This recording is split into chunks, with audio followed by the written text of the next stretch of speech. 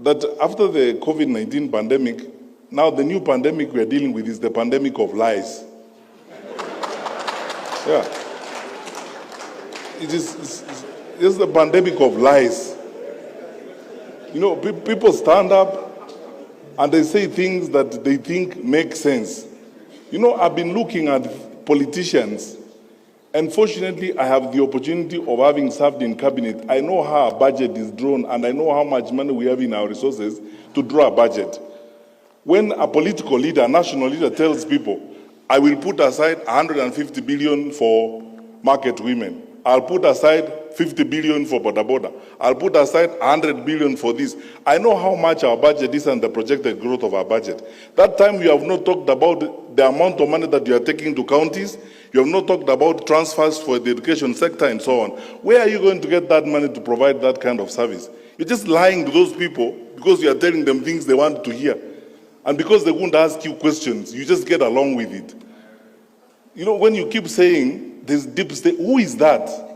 And the people who are using that phrase and complaining are members of the National Security Council. They hold public offices. They tell you they are powerful people. So who is that?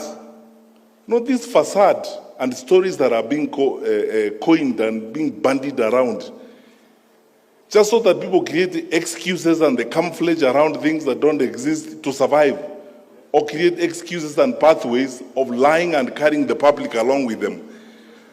I want to ask you as church ministers, I am your son, and as a public servant, we have a country to serve. Let us not be victims of some of these lies that you keep hearing around.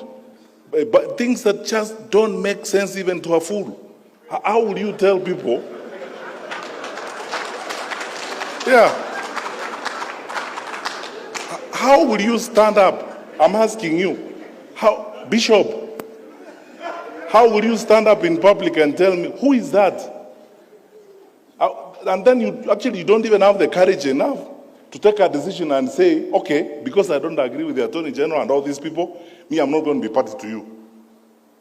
In the morning, you speak like government.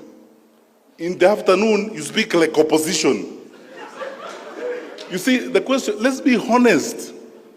You see, the total annihilation of common sense and betrayal of common sense in the political practice in this country is shocking.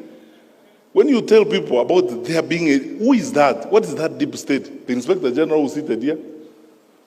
We have passed a constitution that requires us, it's in black and white. You know, even me, if I have to give directions to the Inspector General, the law requires that I put it in writing. And since I became Minister for Interior, I told the nation the other day, I've written 2 such letters, one to Boynet and one to him, to provide policy guidance. And even before I send it, I asked the Attorney General, does it pass muster? The Attorney General says, under the law, you can't do this. So, stop here, let us proceed. Now, how can you turn around in a country of the amount of freedom that we have? Nairobi, for your record, Bishop, Nairobi houses the largest number of foreign correspondents and media houses on this continent. I've challenged people, if you don't think there's freedom in Nairobi, go and report from Addis. Yeah. With all this freedom we have, in a country where the president is insulted liberally by everybody, by opposition politicians, how will you tell me that there exists a covert, dark op element of government that is intended to do certain things? When did you last face and scrutinize and excoriate the Minister for Security? I am here to answer questions. Which is this dark side that exists? Where is it? Don't be drawn. I'm telling you, don't be drawn to some of this. You see, we are unfortunate that we have a brand of leaders.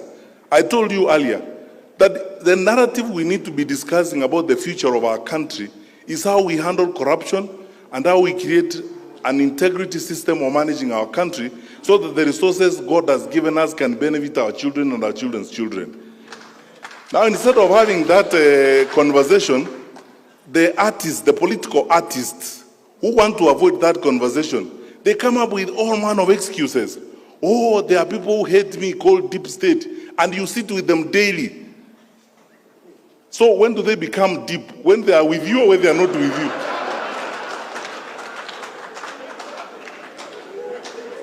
So, look, forget about this. We run an open, transparent, accountable government. Our president, my boss, is probably one of the most liberal and open-minded heads of state on this continent. We are a responsive government.